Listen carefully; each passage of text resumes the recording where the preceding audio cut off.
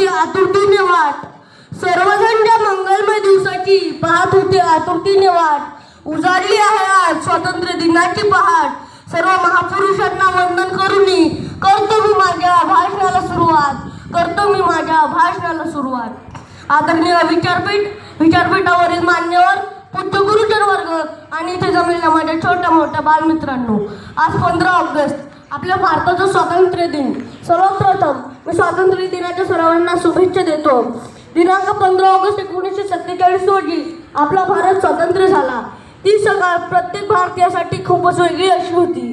सुमारे 150हून अधिक वर्षे गुलामगिरीची चादर ओढून गुदमरलेल्या श्वासाला स्वातंत्र्याने मोकळा श्वास मिळाला होता.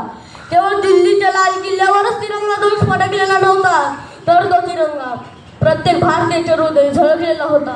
आज आपण सर्वजण प्रसन्न मनाने हसत मुखाने इथे बसलेले आहोत.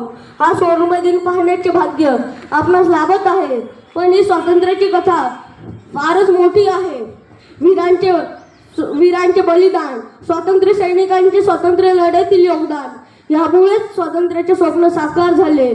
केवळ सोशल मीडिया व व्हॉट्सअपवर स्वातंत्र्य दिनाच्या शुभेच्छा देणे म्हणजे हे खरे देशप्रेम नव्हे, तर काही देशविघातक शक्ती, समाजविघातक व्यक्ती तरुणांना हाताशी धरून व्यसनाधीन बनवून जाती धार्मिकतेने निर्माण करत आहेत.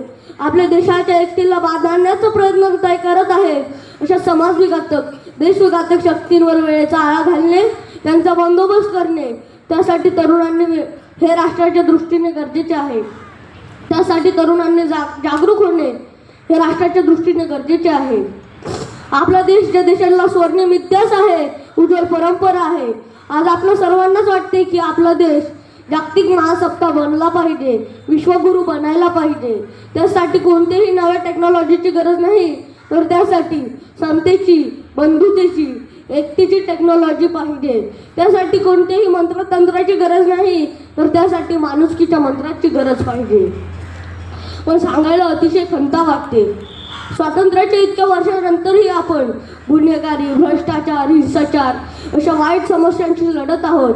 ज्याप्रमाणे सर्व स्वातंत्र्य सैनिकांनी, सर्व महापुरुषांनी आपल्या देशातून इंग्रजांना हद्दपार केले, त्याचप्रमाणे आपण सुद्धा गुन्हेगारी, भ्रष्टाचार, हिंसाचार अशा वाईट समस्यांना आपल्या देशातून हद्दपार करूयात.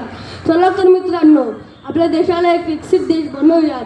त्याचबरोबर दारिद्र्य, बेरोजगार, असमानता अशा समस्यांना सोडविण्याचा प्रयत्न करूयात. एवढे बोलून मी माझ्या भाषण संपवितो. जय भीम, जय भारत.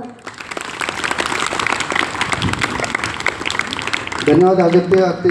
आताच्या सद्य परिस्थितीला अनुसरून आपण आपले विचार या ठिकाणी व्यक्त केले. धन्यवाद.